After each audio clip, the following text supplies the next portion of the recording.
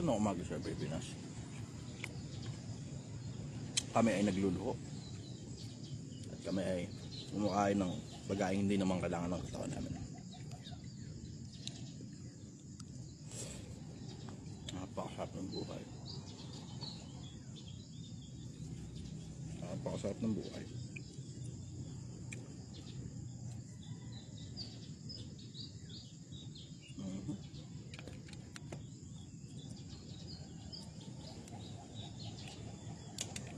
Set up lang natin ng YouTube habang nag-aantay pa tayo ng viewers.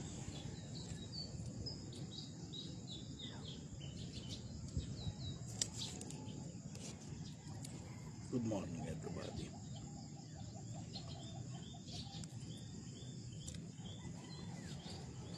Ako ay medyo nilalagdat ng konti, pero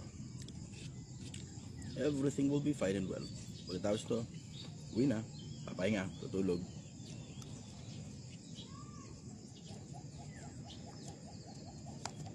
Bakbakan ulit mamayang gabi.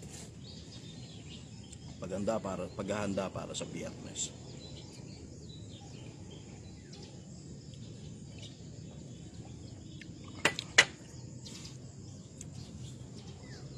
Magandang umaga sa Pilipinas.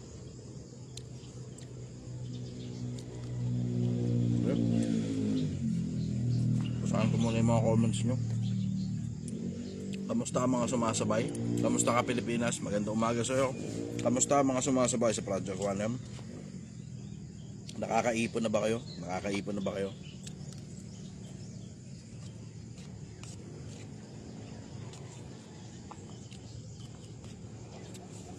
Kayo ba ay nakakaipon na?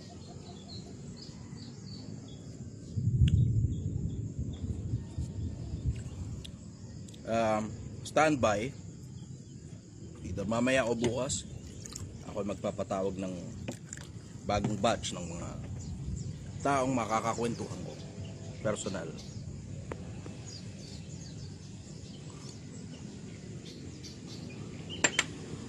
Ano pong masasabi nyo sa company na ayaw sa may tattoo? Hindi, ang tanong sa'yo, anong masasabi mo sa sarili mo pagka alam mo nang may mga kumpanya na ayaw sa mga tao na may tattoo, pero either nagpapatattoo ka pa din na gusto mo pala sa kanila, o ipinipilit mo yung sarili mo dun sa kumpanya na ayaw sa may tattoo kahit may tattoo ka. Bago ka magpakabit ng tattoo sa katawan mo, siguraduhin mo munang kaya mong panindigan yung repercussions ng action mo, diba? Kung kaya mo, there go, full speed ahead. Pero kung di mo pala kaya, huwag mo isisi sa iba.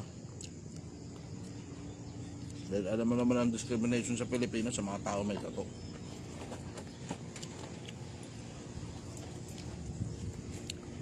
Ay, brother, may gisuyo, may lilipad. Eh, di naman ganun komplikado buhay, diba? Kung palagay mo, mag-a-apply ka pala sa mga kumpanya na hindi tumatanggap ng tattoo, huwag kang magpatato.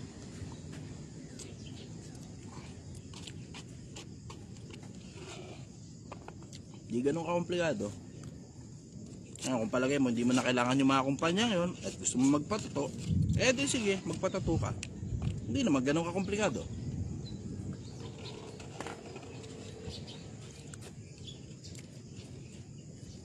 At the end of the day, alam mo nang may discrimination sa mga taong may tato. Kung hindi mo pala kaya yung discrimination at hindi pala matibay ang mukha mo, ba't magpapatato ka? Diba? Ganun lang naman ang buhay. Optional naman yan eh. Hindi naman yan parang katulad ng pagiging bakla na yung iba pinanganak na bakla, wala lang talaga silang choice. Kaya pagpapatato, optional yan. Bago mo ikabit sa katawan mo, yung kung ano man ang gusto mo ikabit sa katawan mo, siguraduhin mong kaya mo na mamata pobre ka ng mga tao. Kasi laging may mata pobre. Kumbaga sa mga lugar, bago ka magsuot ng mga ginto-ginto, siguraduhin mong safe yung lugar kung saan ka pupunta. Lilipat tayo. Maulan. Lilipat kami. Gusto ko saan ng tiisin kasi masarap mag-live habang umuulan. Kaso masisira yung cellphone eh. Sige, lumipat na muna tayo. Paki-setup mo muna ako dyan. Ayan, sakto. Meron palang pwesto dyan. Okay. Tangin ang sarap na to, Pancit Canton. Puta ko, gusto ko patuloy. Nabihitin ako sa isa. Ayop na yan. Nabihitin ako.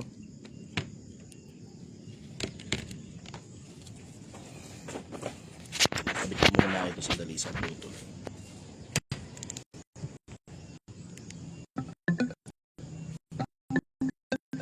Okay. Konektado na kagad.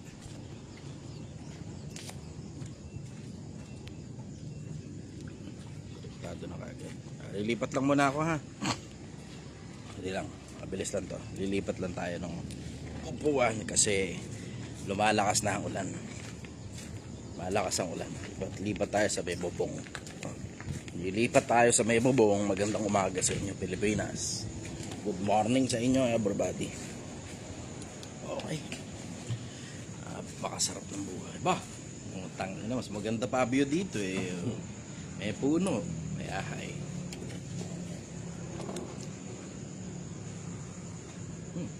Sarap. Pancit Canton.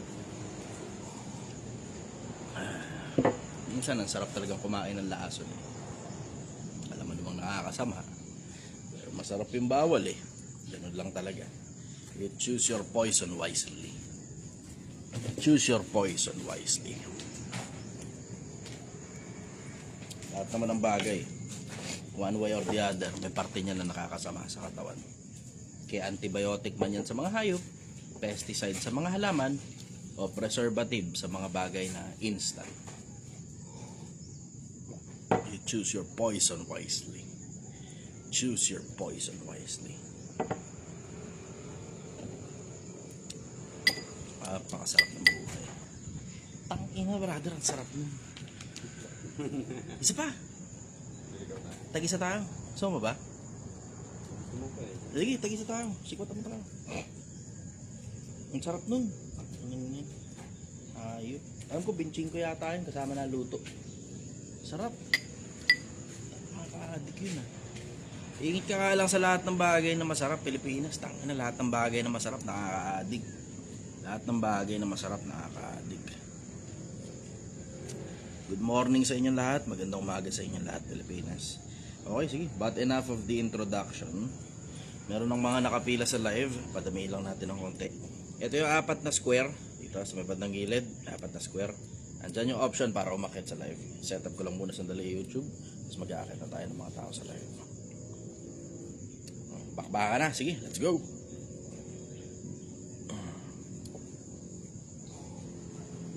Tangin na diretso. Pilipinas, may aaminin ako sa'yo. Whew. Ito yung mga araw na putang ina nakakatamad talaga. Ito yung mga araw na nakakatamad talaga. Tangina. Kundi lang talaga sa pagmamahal ko sa'yo, Pilipinas. Kung hindi lang napakaraming tao, yung hirap na hirap at hindi alam kung ano ginagawa sa mga buhay nila, hindi ako magtsatsaga rito ng ganitong oras, puyat na kami. Alang-alang sa pagmamahal ko sa'yo, Pilipinas. Alang-alang sa pagmamahal ko sa'yo kahit walang kapalit. Alang-alang sa pagmamahal ko sa'yo. Puyat na, pagod na, umuulan, basa na rin. Sa lamig ng paligid, sarap matulog, nilalagnat-lagnat pa ako. Pinagagana ko na lang yung sarili ko ng kape at saka Pancit Canton. Kasi masarap yun eh. Pinasasarap ko lang yung sarili ko para hindi ko maramdaman yung nararamdaman ko ngayon. Kasi sama ng pakaramdam ko talaga diretso. Sama ng pakaramdam ko. Ilang araw na rin to eh. Balik-balik lang yung lagnat. Balik-balik lang. Eh, syempre, yung panahon nga ngayon, diba? Siguro maririnig nyo naman sa garalgal ng boses ko eh. Pero sa pagmamahal ko sa'yo, Pilipinas. Alang-alang sa pagmamahal ko sa'yo. Alam mo naman, wala akong kinikita rito sa ano, sa pagla-live ng ganito. Pwede mo sabihin din, project ko anong kumikita. Oo, sa gabi, operating hours namin. Pero di naman nakasali sa operating hours to eh. Itong pagla-live na to, hindi nakasali sa operating hours to. Technically, puyat na kami rito. Hanggang alas 3 lang ng madaling araw ang operating hours. Pero ito kasi, isinasabay ko dun sa mga papasok sa mga opisina nila. Alang-alang sa pagmamahal ko sa'yo nung malagwa ka at hindi habang buhay kang mahirap, Pilipinas. Para hindi habang buhay kang mahirap. Sorry, delayed daw. Hindi ko pala na-turn on yung wifi. Yan.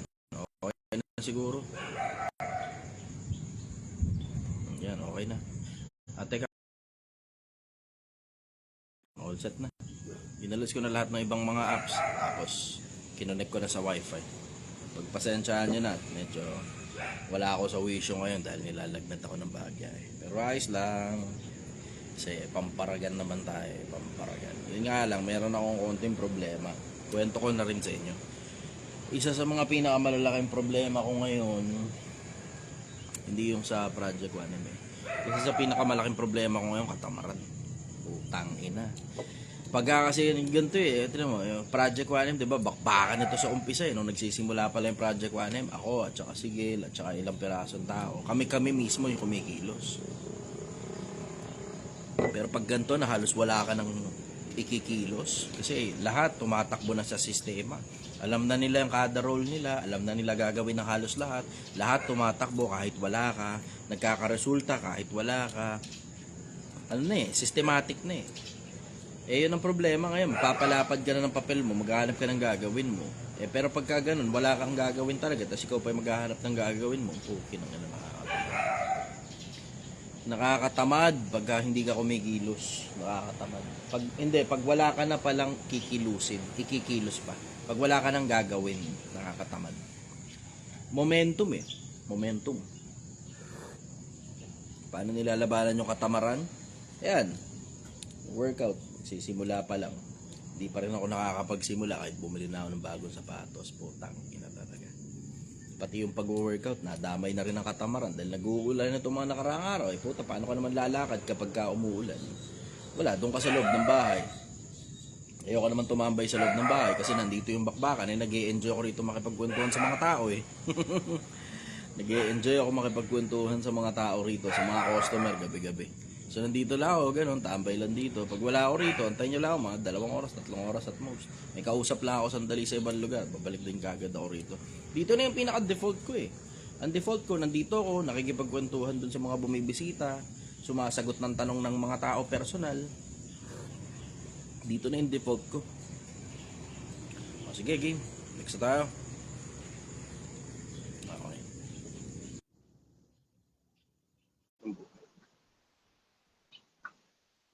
Ito tayo ng tao sa live.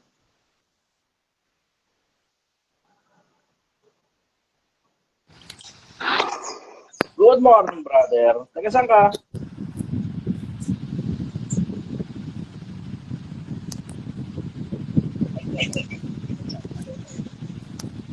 Good morning. Taga saan ka? Taga Muntinlupa. Muntinlupa, sister. Good morning. Good morning. Okay. Ano tanong mo, sister? Ano? Ano tanong mo?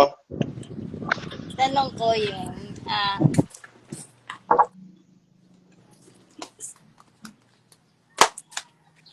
ang tanong ko, kung sakali ba na yung halimbawa, yung asawa mo, hindi mo alam kung ano yung kanyang, yung ginagawa ba na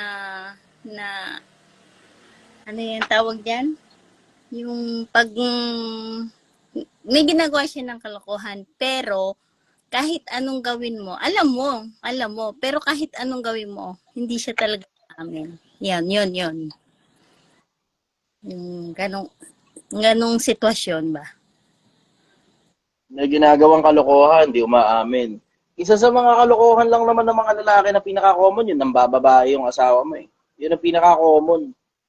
Hindi naman ganun komplikado ang mga lalaki. Ang mga lalaki, pagkain, gusto niya pagkain, peace of mind, kantot, regular. Gaano kadalas pa kayo nagsisiping? Ay, hindi na. May edad. Alam mo na kung ano ang problema. Kaya nang bababae kasi sa iba sumisiping. Ganon. Hindi ka na nata gumagawa ng paraan. Hindi ka na rin nag-aayos Hindi naman sa hindi nag-aayos. Kasi paano naman kung sa edad ko ng 50 na ako, hindi naman ganon ka Hindi naman Wala ako. sa edad yan, sister. Wala sa edad yan.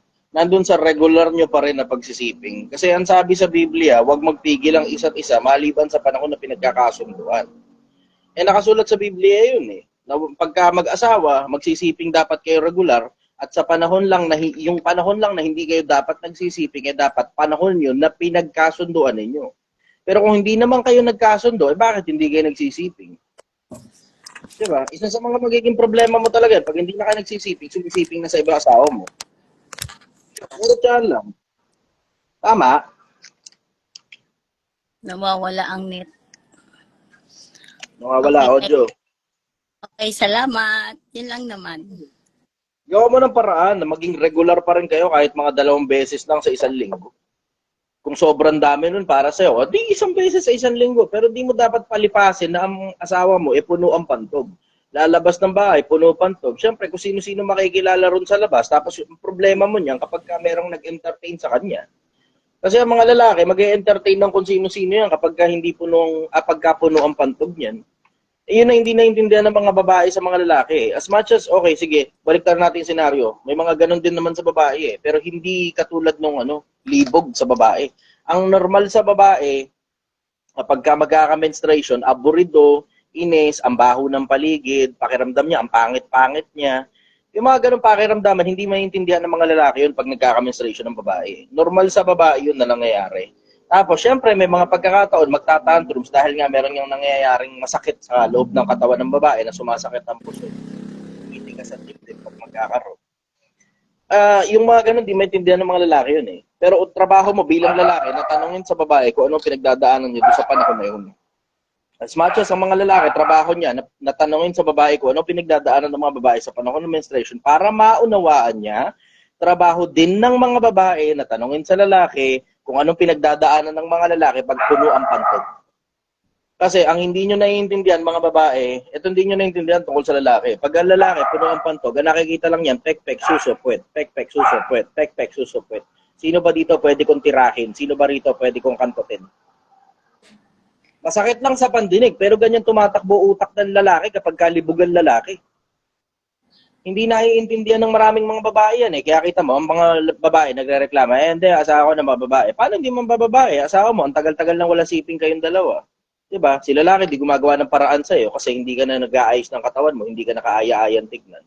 Ikaw naman, hindi ka rin gumagawa ng paraan sa asawa mo kasi baka yung asawa mo rin kasi hindi niya rin nagagawa yung obligasyon niya sa'yo na mag-provide ng pera, mag-provide ng security, at mag-provide ng direksyon. Hindi nyo nagagawa yung trabaho nyo sa isa't isa, tapos magre-reklamo kayo ngayon. Si babae, mabunganga, si lalaki naman, babaero. Yun ang nagiging common eh. Napapansin ko yun, sobrang common na problema niya sa mag-asawa eh. Si babae, babaero, si lalaki, babaero, si babae naman, bungangera. Yun ang nagiging common. Bakit? Hindi nagagawa na magkabilang panig yung trabaho nila eh. Akala kasi ng mga babae, basta na may maintain na mo yung bahay at okay ang mga anak, ayos na yung pagsasama. At dapat makontento na ang lalaki ron. Hindi ganun tumatakbo utak ng lalaki. Hindi ganun tumatakbo utak ng lalaki na basta napapakain lang yung mga anak, ayos na. Napapadala sa eskwelahan ng mga anak, okay na. Walang siping, walang sex, walang sexual pleasure. Hindi ganun tumatakbo utak ng mga lalaki. Katulad lang din ng utak ng mga babae. Hindi dahil nagbigay ka ng pera sa babae, sapat na para sa babae yun. Hindi ganun. Hindi ganun ang pag-maintain ng pagsasama. Ang pagsasama, pinagyayaman, pinagbubuti. Regular pa rin kayo magda-date kasi pangangailangan ng mga puso ninyong dalawa yon para parehas kayong nagkakapalagayan pa rin ng damdamin kahit malalaki na ang mga anak o kahit maliliit pa ang mga anak, dapat lumalabas kayong dalawa lang. Hindi kasama bata. Yung mga iba, lahat na lang ng oras tinuon nila sa anak nila eh. Mali eh. Wala sa hulog eh. Yung mga anak nyo, detour lang yan. Saglit na panahon lang yan, 20 taon lang yan, tapos lalayasan ka na niyan pag nag-asawa na anak mo. Tapos ang mangyayari ngayon, kayong dalawa, kung sakali man, sinuwerte, tsumamba, magkasama pa rin kayong dalawa, paglipas ng panahon ng lumayas na yung mga anak nyo sa bahay ninyo, kayong dalawa ngayon na maiiwan ngayon sa bahay, ng kayo-kayo lang din yung nagkikitaan, di ba? Yung hininga mo, yun lang yung maaamoy niya, yung hininga niya, yun lang din maaamoy mo, yung kwento mo, yun lang din yung maririnig niya, yung kwento niya, yun lang din yung maririnig mo. Pag hindi kayo gumawa ng bagong bagay sa pagsasama ninyo at wala na spark yung pagsasama ninyo, talagang mamamatay talaga pag-ibig dyan, pati libog na mamamatay sa mag-asawa. Pag namatayan kayo ngayon ng pag-ibig, namatay ang libog, o ngayon magre-reklamo ka ngayon, yung asawa mo nang bababae, tapos si lalaki naman, nagre-reklamo naman sa'yo, na si babae naman, napakamabunganga naman. Hindi nyo pinagyayaman yung pagsasama ninyo, di ba? Huwag nyo kakalimutan, parte ng pagiging tao ang kalibugan. Parte ng pagiging tao yan. Nagkakatalo na lang kung kanino mo ilalabas yung kalibugan mo. Eh sa akin, diretsahan, kaya ka nga nag-asawa eh, para dyan mo ilalabas ang libog mo eh. Di ba? Ang pangit naman kung sa ibang tao mo nilalabas ang libog mo. Di ba? Magkakaproblema talaga kayo mag-asawa. Ganon yun eh. Hindi naman ganon kakomplikado yung buhay mag-asawa eh. Eh sa akin, diretso, nagiging komplikado lang dahil doon sa surrounding circumstances eh. Kasi hindi na pinagbubuti, hindi na pinagyayaman, hindi na ginagawa ng paraan. Tapos ang nagiging ending, pumapait yung pagsasama dahil sa dami ng obligasyon na hindi ninyo nagagawa sa isa't isa. Meron akong narinig na psychologist na nagsabi, sa Amerika ito, ano siya, psychiatrist, as in practitioner mismo, tapos nagre-reseta ng mga gamot. Tapos mag-asawa, yan, paboritong-paborito niya yan, yung konseptong yung mag-asawa ay inaayos sa relasyon. Ang napansin niya sa mga mag-asawa, ang pinaka-common denominator daw na pag-aaway ng mga mag-asawa, hindi pera eh, hindi rin sex. You may find it interesting. Hindi pera, hindi rin sex. Ang normal daw na pinag-aawayan ng mga mag-asawa, ang tawag, uncommunicated expectation. Uncommunicated expectation. Meron kang expectation bilang babae, kay lalaki, hindi mo sinabi expectation mo. Si lalaki naman, may expectation din sa'yo, hindi rin niya sinabi expectation mo, niya, sa'yo. O paano ngayon mareresolve yung mga expectation ninyo sa isa't isa? Ang nangyayari, ang nagiging ending niyan, dahil sa dami ng mga expectation ninyo na hindi nasusuplayan at hindi natutupad ng magkabilang panig, ang nangyayari, nag-aaway na lang, tapos ang kaduluduluhan, iwalay na. Pag-usapan yung mga ganyang bagay, tapos siguraduhin na regular pa rin nagsisiping ang mag-asawa. Otherwise, ang mangyayari talaga niyan, ang lalaki sisiping sa iba. Nakuha mo yun, sister? Oo. Okay? Follow-up question. Wala, okay na yun. Salamat. Okay? Lagi Thank you lang very naman much. kasi kita napapanood, kaya ako nag-join. Galingan mo, sister, ha? Oo, thank you. Okay, bye-bye. Bye-bye. Minsan nagtataka talaga ako sa mga babae. Ang mga babae, pansin ko yun pag nagkakaroon ng anak, nawawala landi. Yun ang pansin ko sa mga babae. Pag nagkakaanak ang mga babae, nawawala ang landi. O, tapos ngayon, pagka nagiging single mother sila, tsaka ngayon naglalandi ulit. Tanginang yan. Mali Mali talaga Mali talaga Ayaw mong pagbigyan yung lalaki, hindi tuloy ganado sa buhay yung lalaki. Tapos sa nagiging ending tuloy, puta, sa iba na lang kumakantot yung lalaki. Tapos pagka ngayon kumantot ng iba, sasabihin mo, kumantot siya ng iba. Putang ina mo di ba? Dapat kayong dalawa yung nagkakantutan Nagiging ending tuloy, sa iba tumitira yung lalaki mo. Yan ang sinasabi. Pag pinagdadamutan mo lalaki, sa iba talaga puputok yan, maniwala ka. Mga lalaki naman, tangina, hindi kayo nagpo-provide ng maayos sa mga babae, di ba? Wala kayo sa hulog, iaanakan nyo lang, tapos alsa bahala kung sa kukunin ng panggatas. Ulo lang, putang ina, ba't ka kasi nag-anak? Ba't mo pinutok sa loob kung pwede mo na iputok sa bibig? Tangina mga tao to. Ako talaga, tataka ako sa inyo, putang ina, kabobobo. Hindi ko maintindihan. Patingin ko lang po, Idol, Chavit Singson, nanonood sa atin. Magandang umaga sa'yo, Idol.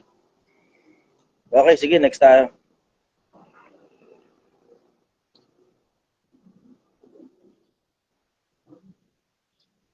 Next tayo. Yeah. Good morning, brother. Taga saan ka? Good morning po. Hey, babae pala. Good morning, sister. Taga saan ka? Bulacan po. Bulacan. Okay. Nambababae rin asawa mo? Hindi Okay. Bale, mo. madalas akong makinig sa mga live mo. Then nakakasabay na ako sa Project 1M. Mm-hmm. Sa awa ng Diyos, sobra. Then Galing. ngayon, oo. So ngayon, yung sa sobrang, di ba, kasipagan, gano'n. Parang, yung katawan mo naman yung sumusoko na nakakainis sipag ka magtrabaho. Pero, parang yun nga yung opening mo kanina, nakakapagod, nakakadrain talaga. Gusto mong pumasok sa work, talagang ayaw mong ma-absent, pero yung katawan mo yung sumusuko, parang, di ba, nakaka-disappoint. Ano kaya Magkaiba yung problema nating dalawa. Yung sa'yo, yung obligasyon mo, yung nagde-dwindle down ka. Ako naman, wala na akong magawa dito sa Project 1M. Kasi lahat halos yung mga tao ko na yung nag-aasikaso. So ngayon, ang nangyayari, tumatamad ako dahil wala na akong ginagawa.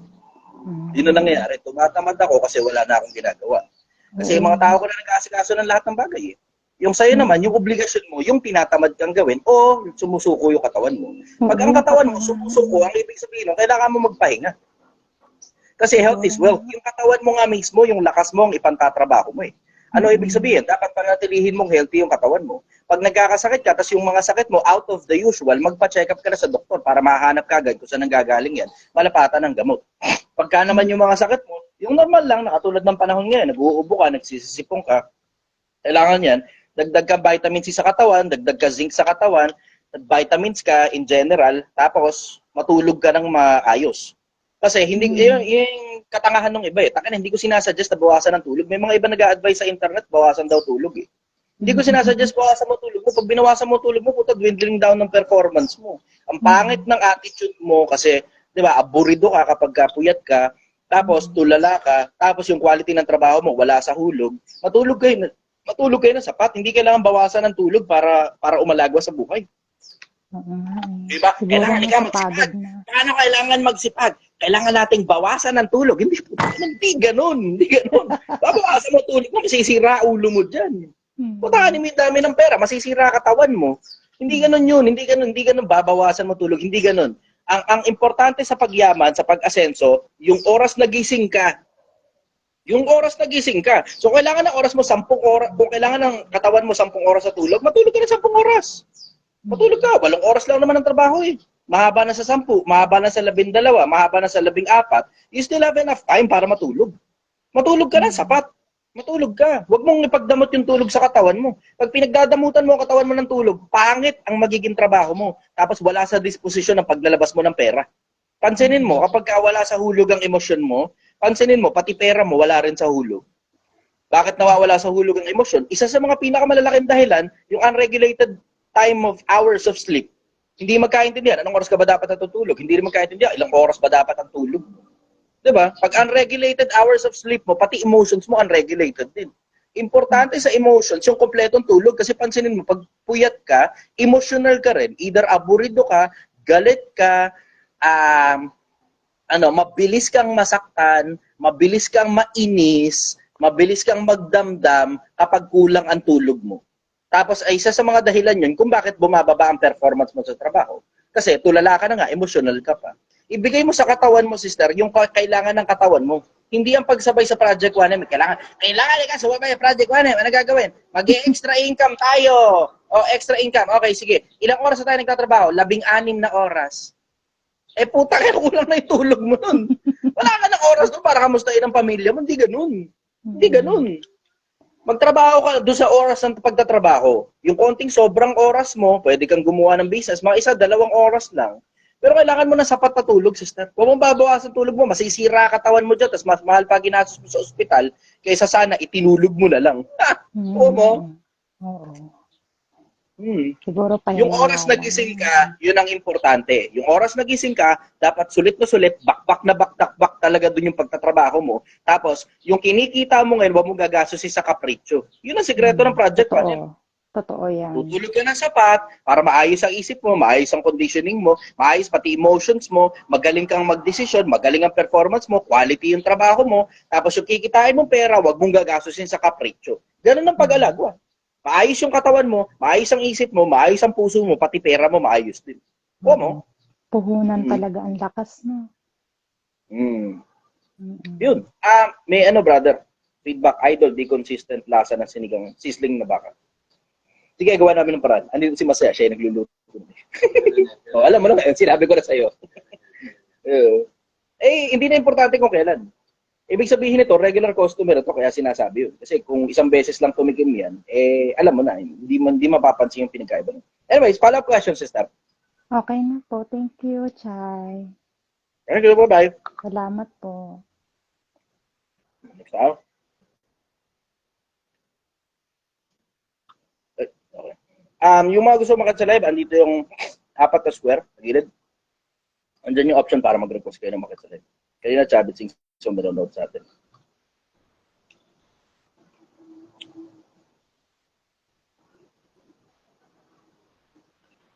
Good morning, sister. Kaya ka?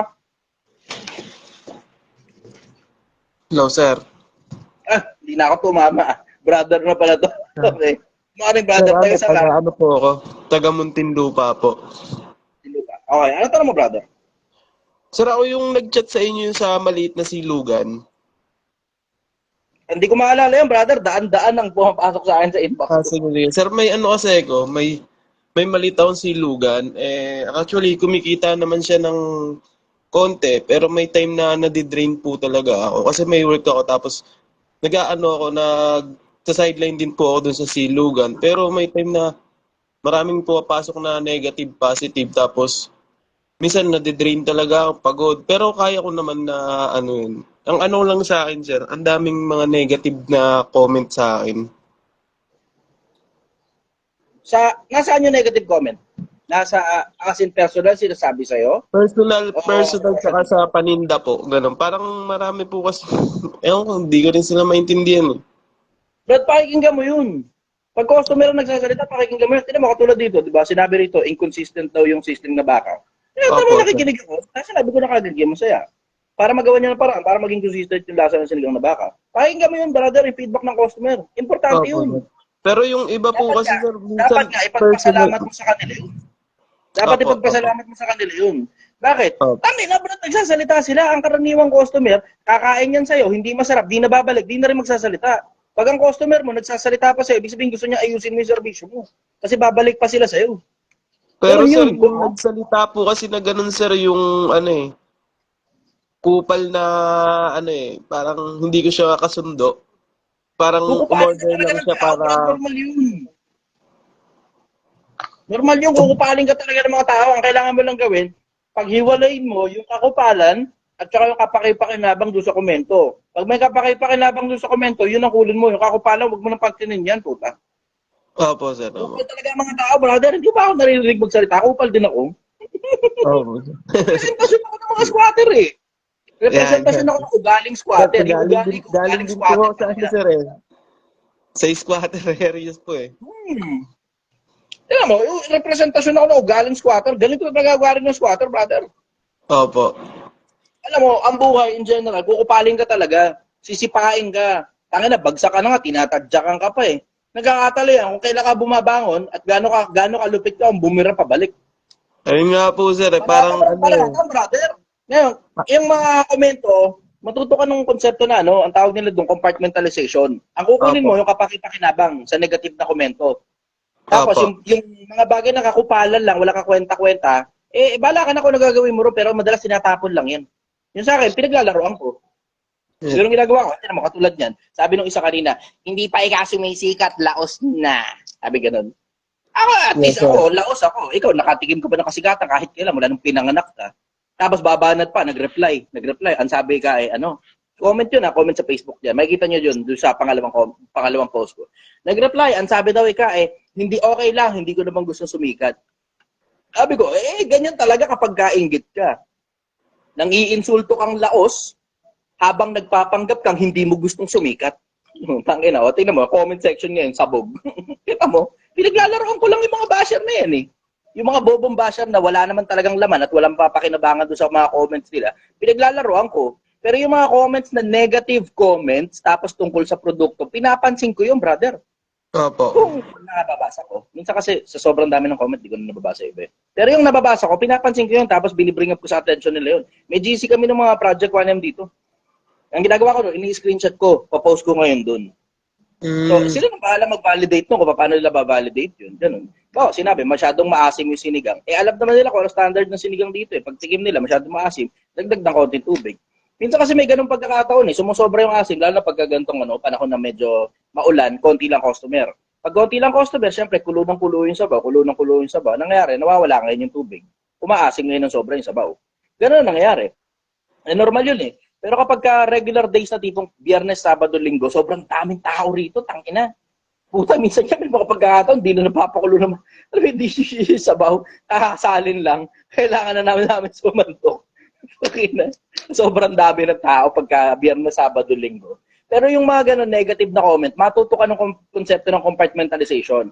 Hahanapin mo, Okay. ano yung mapapakinabangan ko dito sa negative na komento na to? Think logically, wag emotional, brother. Lalamunin ka ng emosyon mo, maniwala ka sa akin. Opo, Think sir. logically. May negative na komento, ano dito, sa parte nitong komento na to, na isang pirasong komento lang ng kupal na putang inang wala naman akong pakialam dito sa hayop na to, yung mapapakinabangan ko. Yung hindi ko mapapakinabangan, tapon na yan. Yung mapapakinabangan ko, ayan, improvement yan. Ganun. Tama? Yes, sir. Yes, sir. Opo, sir. Ano po siya, brother? Okay na po, sir. Ayun na po yung concern ko. Maraming salamat. Tsaka yung ano, sir, yung silugan ko, sir. Ano, sa inyo, sir, Project 1M eh. Ako, Project 80K po muna ako eh. Naalala ko yun. Naalala ko yun. Project 80K, sir. Ano na po, di ba yung last time, sir, sabi ko po sa inyo, 4,700 na yung pera ko. Ngayon, nasa 6,000 na po siya, tapos fully stock po ako. Putang ka na panalo. Nakakaipon ka na, brother. Ang gagawin mo na lang dyan, palalakasin mo. Tapos ito, bigyan na kita malapit na tip. Bigyan ko ito malapit na tip.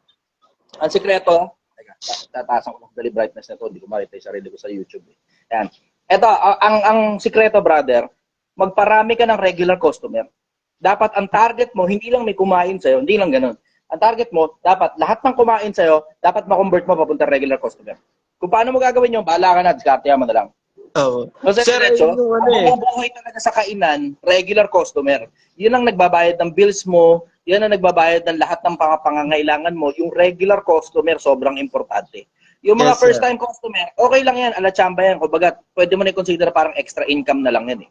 Pero regular customer talaga, dapat i-convert mo yung mga customer na bagong dating, papuntang regular customer. Kasi tinan mo, itong sa amin sa Project 1M, ang dahilan kung bakit kami pumapaldo talaga dito, hindi naman Opo. dahil, alam mo yun, parang sikat na vlogger, ganun. O sige, additional lang yung sikat na vlogger. Pero pag nandito nga si Rigor, yung isa sa mga salesman ko, siya magsasabi sa inyo na may mga regular customers kami na tangina ni hindi nga ako kilala eh.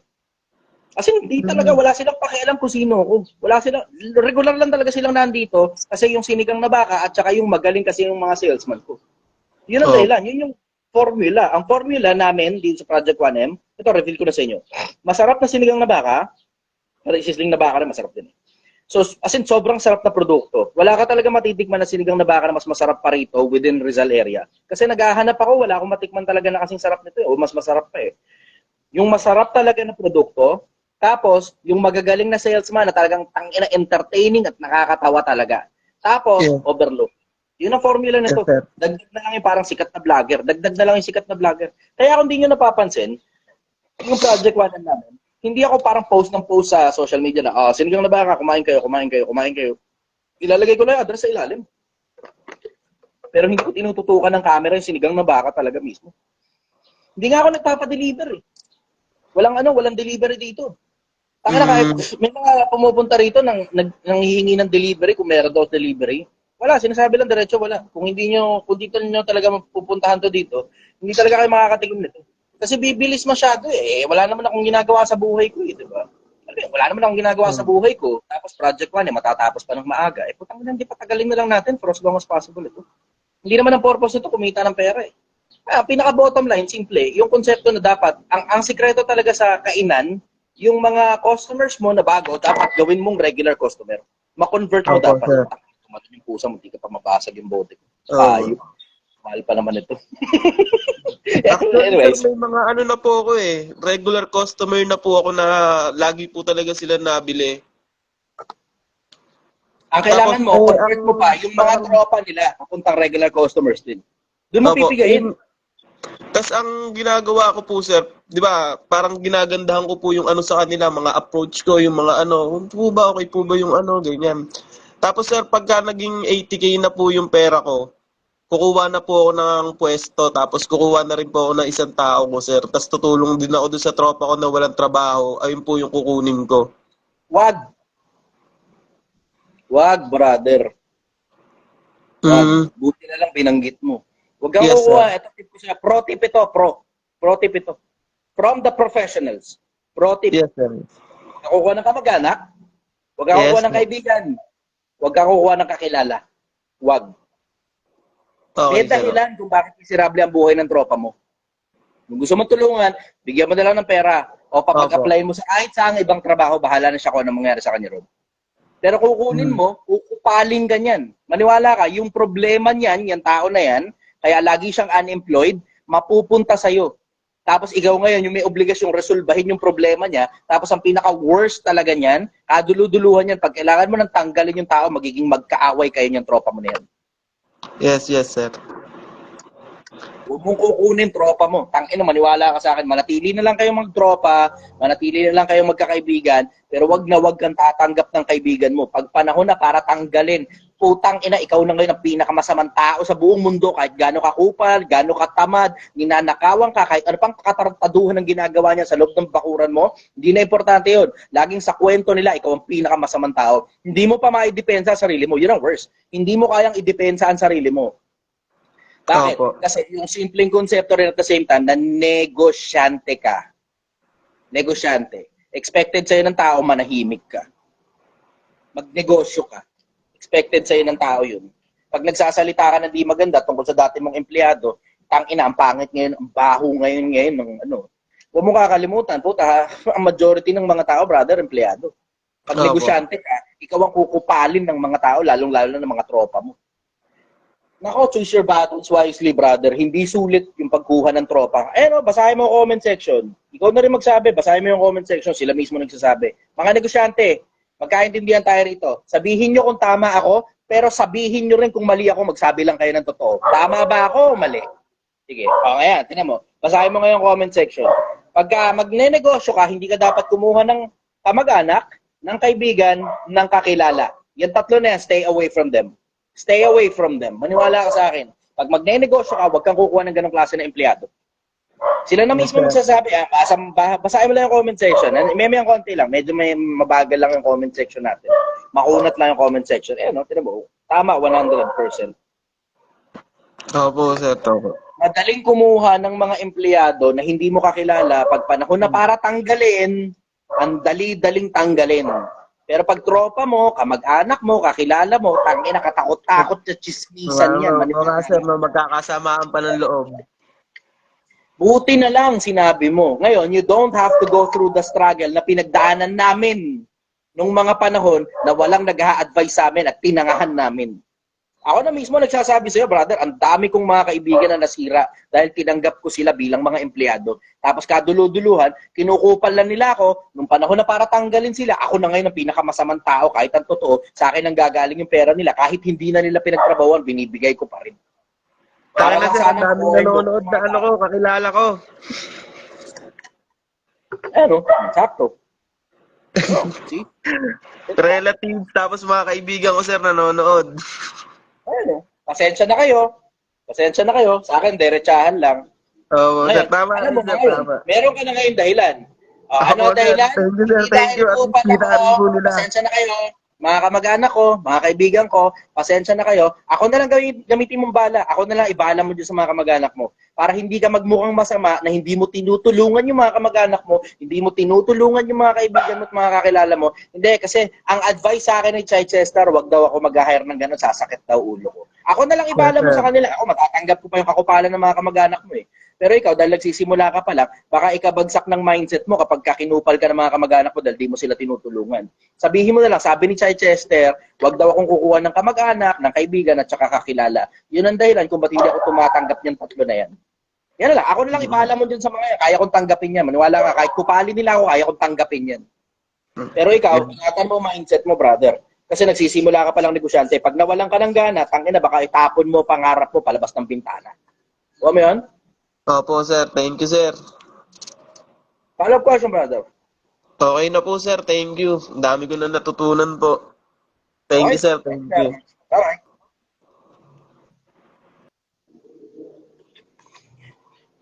Sarap ng buhay. Sarap ng pagsikanto na ito. Ayusin nga yung katawan. Sakto na, ganyan din ko rin. Napapakain tayo ng putang ina.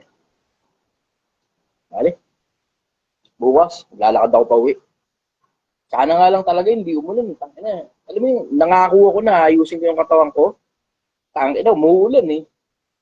Pero supposed to be, dapat yung mindset pamparagan. Yung problema, dahil nga wala na ako masyadong ginagawa rito, nakatamad tuloy ako ngayon. Gago na yan. Yun talaga yung problema, Brad eh. Momentum. Naputol yung momentum eh. Dati kasi may ginagawa pa ako rito eh. Naubos yung ginagawa ko eh. Kaya na lahat ng gumagawa ng trabaho ko eh. Putang ina nyo eh, no? Wala na tuloy ako magawa eh. Boss ako na dyan. Boss ako. Tangina, magbibit-bit na lang ng gamit ko. Tangina, kinukuha pa sa akin para parang gago. Pero ang galing-galing nyo ron. Ang sarap pala ng ganun pakiramdam. Pinagsisilbihan ka ng mga tao. Alam mo yan? Oo, mula pag-gising hanggang pagtulog. Ang pangit nga lang konsepto na pag pinagsisilbihan ka ng maraming tao, tapos hinayaan mo yung sarili mo ron sa masarap na gano'n, tatamad ko eh. Yun ang na-experience ko, tumatamad ako. Tangina mo yan. Pangit eh. Kailangan gumawa ng bago, putang ina. Magbukas tayo ng bagong branch, putang ina. Magbukas tayo ng bagong branch, nagkakaproblema rin lang naman dito sa Doms at di sigurado kung matutuloy ba to o hindi. Magbukas tayo ng bagong branch. Ngayon, tangina, dahil bago rin naman yan, bago sakit ng ulo yan. Sige. Oy, si ano, Reo. BA 50 stars. Thank you. 50 stars. Bukas tayong bagong branch. Putang ina. Nakausap na namin yung isa eh. Doon sa kabila. Tsaka ako na ano. Pusa sa puno. Pusa daw dito. Saan? Ako nga ano. Pusa sa puno. Good morning, brother. Taga saan ka? Uy, good morning, brother. Taga Batangas po ako. Batangas. Okay. Ano tanong mo? Bale, ang tanong ko, sir, eh, Kaya, bigay ulit 50 stars. Thank you. Okay. paano, paano ako magkakameron ng lakas ng loob para yung sa mga challenges, yung problema ba? Yun lang, sir. Paano magkakaroon ng lakas ng loob para ayusin yung mga challenges? Para... Yung sa pang-araw-araw, sir. Ito lakas Sa ng loob. pamilya. Pag inayos mo yung problema, wala ka ng problema. Pag wala kang loob, ayusin yung problema, mananatili yung problema. Gusto mo ba yun? Siyempre hindi. Ayan na ngayon yung lakas ng loob na kailangan mo. Necessity is the mother of invention. Necessity is the mother of invention. Gusto mo ng lakas ng loob? Ayan, mismo, lakas ng loob. May problema ka, pag hindi mo inayos, mananatili yung problema. Mapapatungan pa yan ng isa pang problema kapag hindi mo inayos. Tapos another one, tapos another one, tapos another one, tapos naghihina na ngayon ng loob. Pag inayos mo yan, ayan, lakas na mismo ng loob. Ayaw mo yan, alisin mo na kagad. Kuha mo? Gets ko, brother. Salamat. Lumakas May na loob isa mo. pa pala ako. Yes, sir. Tama. Bilis, nasulbado ka. Minsan, ang kailangan mo lang kakwentuhan. Alam mo naman talaga kung ano gagawin mo eh. Kailangan mo lang talaga nakakwentuhan paminsan-minsan eh. O sige, di magkwentuhan tayo. Doon tayo sa pangalawang tanong mo. Go. Ito, hindi naman sa akin, pero ito ay sa isang kaibigan. Ang ginagawa kasi niya, pag nagigipit siya, umuutang siya para ibayad uli sa another utang. So, anong pwede natin ipayo sa kanya? Nakala ko, pag yung isang kaibigan, pag nagigipit siya, binibenta niya pepe niya. Pero ganun eh. Ang mga tao yan. Anyways, dun sa tropa mo na nagigipit, tapos uutang, tapos atapal sa utang, tigilan niya yung pag-utang, magtrabaho siya. Yung pagtatrabaho, malinis na pera yun, hindi galing sa utang at wala nang obligasyon pagkatapos mong tanggapin yung bayad dahil nauna na yung pagtatrabaho, tapos tsaka siya binayaran. Pag nakuha niya yung bayad, malinis na pera, wala nang obligasyon yun. Yun ngayon ay tapal niya dun sa mga utang niya. Yun. Wala namang ibang resolution dun, brother eh. Wala ibang resolution dun. Ang trabaho, ang sikreto para mabayaran mo yung utang mo, walang iba. Pag trabaho ka, bayaran mo yung utang. Tigilan mo yung pag-utang. Ayan. Nagigipit. Tangina mo, bawasan mo kaya kasi yung kapretsyo mo. Bawasan mo yung luho mo. May bisyo yan, brother. May bisyo yan, maniwala ka sa akin, imposibleng wala. May bisyo yan, imposibleng wala. Kung pagkain na mahal, o binamimigay niya yung pera niya sa pamilya, o inom, o yosi, o kung ano man, may bisyo yan, imposibleng wala. Meron yan, hanapin mo lang kung ano bisyo. May bisyo yan, tropa mo na yan. Imposibleng wala. Tangina, kung yung pagkain lang naman ang kailangan mo, magkano lang naman, gasino lang makakain eh. Bayad ng ilaw, bayad ng tubig, bayad ng renta, kahit 3 pa anak mo, kaya mo, minimum eh. Kaya mo. Basta tatanggalin mo lang kapritsyo mo sa sistema, tapos wala kang mahal na pagkain na binibili para sa mga anak mo, kaya mo. Diba? Doon nagkakaproblema pag kumakapritsyo na eh. Hindi na importante kung sa kanya o sa pamilya niya napupunta ang pera. Ang bottom line niya, may bisyo yan. Maaari, ang pinaka-common ang bisyo niyan. Kung hindi man pagkain na mahal, pamilya, pinamimigay ang pera. Yun ang pinaka-basic na talagang bisyo talaga ng mga tao, lalo na mga magulang. Follow-up question, brother. Mali yun lang, bossing. Salamat. Okay. Okay ka na? Thank you. Bye-bye. Okay na lang. Okay, next time. Couldn't add guest. Yung mga ibang couldn't add guest, labas kayo, tapos pasok kayo ulit. Brother, good morning. Taga saan ka? Sister, brother, sister. Ay, sister. Sister. Tangina, hindi na ako tumama. Putang inang araw ko, lahat na lang ng batiin ko, hindi ako tumamba. 4 na kamo. 2 babae, 1 lalaki, 1 babae na naman ngayon. Okay. Ano tanong mo, sister? Sir, tungkol sa kapatid ko, sir, sa kuya namin, sa panganay namin. Kasi, sir, OFW po ako sa Hong Kong. Ngayon po, pauwi na ako sa Pilipinas, mag-open ako negosyo. Binigyan ko po ng equal share lahat ng kapatid ko ng opportunity. Lahat sila pinapunta ko sa abroad, sa Macau. Isa lang yung natupad, sir. Isa lang yung nakahanap ng trabaho, saka naka-start ng life niya. Tapos, sir, nagkaroon ako ng negosyo sa Pilipinas. Equal share din. Lahat nagkaroon ng opportunity. Isa lang din yung ngayon na ginagawa niya yung negosyo na yun, sir. Ngayon, itong kuya kong to, sir, is medyo may bisyo. Kumbaga may may gumagamit po. Ngayon, sir, ayaw na siya ng magulang ko sa amin. Ayaw na rin siya ng mga kapatid ko sa kanila. Ayaw nilang siya kasama sa lahat kasi mabigat, pabigat, tamad, walang galaw. Sir, ngayon, sir, humingi siya ng isa pang pagkakataon sa akin, sir, na bigyan ko siya ng pagkakataon na magbago yung buhay niya, na simulan lahat. Ngayon, sir, marami ng beses kong ginawa yon. Biruin mo, sir, humingi siya ng panglisensya sa aming lahat ng magkakapatid, 4 na beses, pero never niyang na-renew yung lisensya niya. Ngayon, sir, nandun yung puso ko na gusto, sa pag-uwi kong to, kasi for good na ako, sir, sa pag-uwi kong to, gusto ko siyang bigyan ng huling pagkakataon. Ngayon, ang tanong ko, sir, kailan ko malalaman na enough is enough kung sakali man, depende sa performance niya? Paano ko malaman, sir, yung enough is enough, yung hindi ko na makukonsensya, sir, na pababayaan namin siya? Ganun, sir. Ibigay mo lang yung nararapat. Ikaw na magsasabi na sa sarili mo, na alam mo sa sarili mong hindi ka nangungonsente, alam mo rin sa sarili mong hindi mo siya pinabayaan. Hindi ako magsasabi niyan. Ikaw magsasabi niya sa sarili mo kung kailan yun. Pero kung ganun, paulit-ulit, sa akin, diretso. Sa akin, hindi kita kamag-anak pagka ganyan ka. Ganun lang yun, hindi kita pamilya pagka ganyan ka. Simple lang naman, hindi naman ganun kakomplikado buhay eh. Yung mga taong ayaw magbago, pabayaan nyo sila. Pero para lalapit pa, lolokohin ka pa, hindi na. Hindi mo kailangan ng pagkakataong galing sa mga kamag-anak. Mag-apply ka ng trabaho, magtrabaho ka, kumita ka ng sarili mo pera. Para lalapit ka pa sa mga kamag-anakan? Kahit naman adik ka, magkakatrabaho ka kung gusto mo eh. Kahit adik ka, magkakatrabaho ka eh. May mga empleyado ko rito dating adik eh. Nagkakatrabaho naman eh. May trabaho sa akin. Huwag mo naman sabihin sa akin, ako lang ang mag-isang siraulong ganito sa buong Pilipinas. Diba? Para tumanggap ng adik. Pwede naman niyang itago yung pagiging adik niya eh. Diba? Pwede hindi niya sabihin, adik ko ako. Nagsasyabu ako. Pwede naman hindi eh.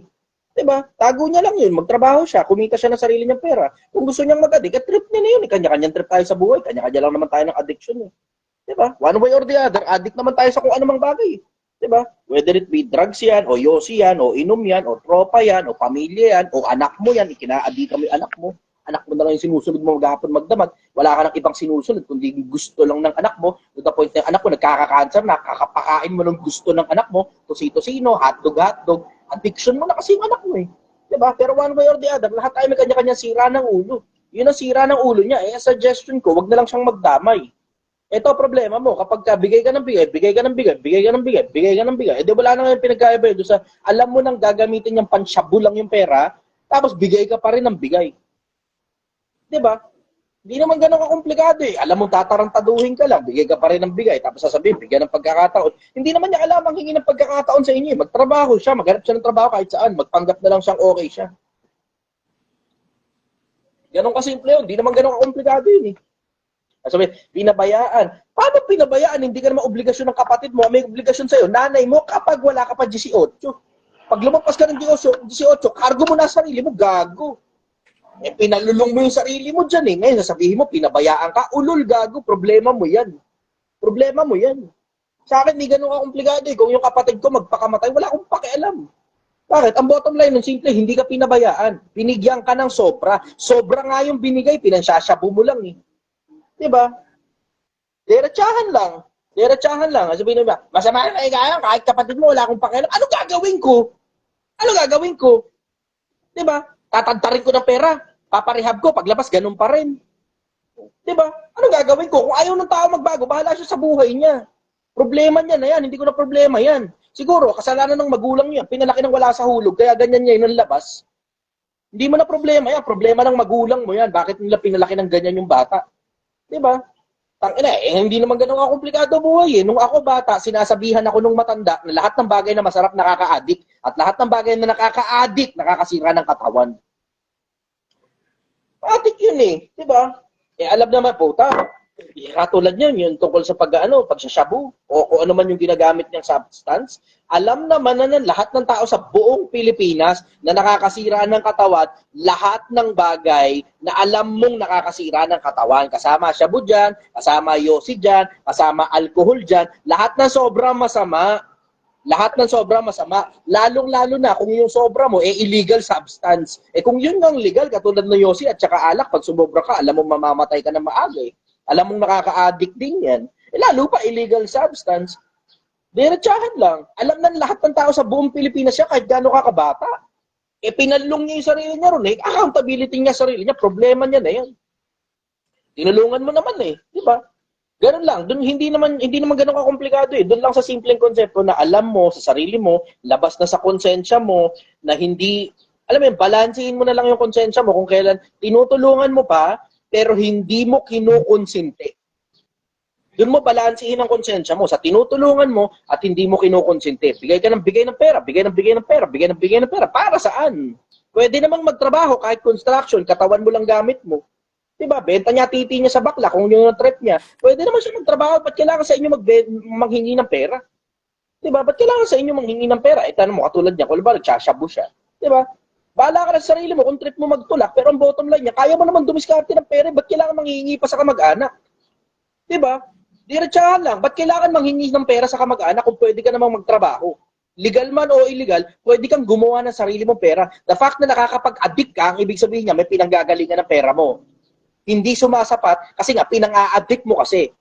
Pang-apply mo kaya ng trabaho yan, yung pinanggagalingan ng pera mo, tignan natin ngayon kung hindi ka makaalagwa sa buhay.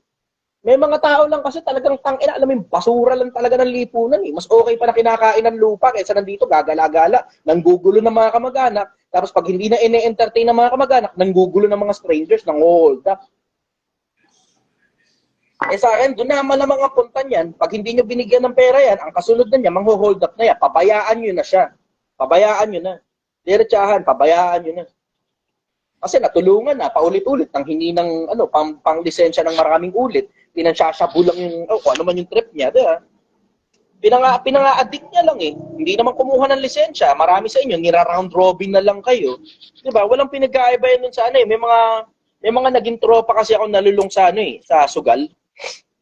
Nira-round robin kami, nanghihiram 5,000. Tapos nalaman ko, nanghiram sa akin 5,000, okay lang naman sa akin, di mo nabayaran nyo kasi tropa kita. Nanghiram din sa isa pang tropa, nanghiram din sa isang tropa, nanghiram din sa isang tropa, nanghiram din sa isang tropa, nanghiram din sa isang tropa, na sinasabi niya may sakit yung asawa niya. Tangina, hindi na gumaling yung asawa mo, total halos nasa 100,000 yung nahiram mo sa amin lahat magkakasama, combined, hindi na gumaling asawa mo. May sakit, ubusipon lang naman, papa-check up lang daw. Tangina, sobra naman yan, brad. Sa akin, diretsahan, pagka ganyang nira-round robin na kayo, pinapaikot-ikot na lang kayo, puta, kinukonsintin nyo na lang pag binibigyan nyo pa yan ng pera eh. Hanapan nyo ng trabaho, kapag applyin nyo doon, tas problema nyo na yun. Yun ang magagawa ninyo. Hanapan nyo ng trabaho, kapag applyin nyo doon, tapos problema nyo na yun. Simple. Kuha mo? Opo. Sir, may follow-up lang ako, no? May dalawa siyang anak, sir, na hindi mo na problema wala yung yun. asawa, nasa abroad din, sir. Ngayon, sir, Hindi mo na bilang problema kapatid, yun. tas bilang auntie Hindi mo ba, na problema